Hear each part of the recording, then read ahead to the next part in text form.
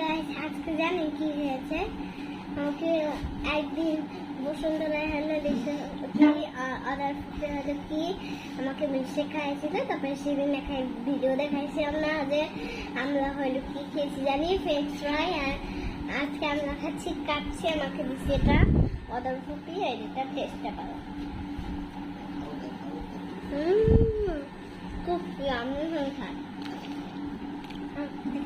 খাইতে তো আমার কাছে বলা আমি আপনাদের দিয়ে দিলে পাশে দেবেন লাচ্ছি দিয়েছে দেখবেন।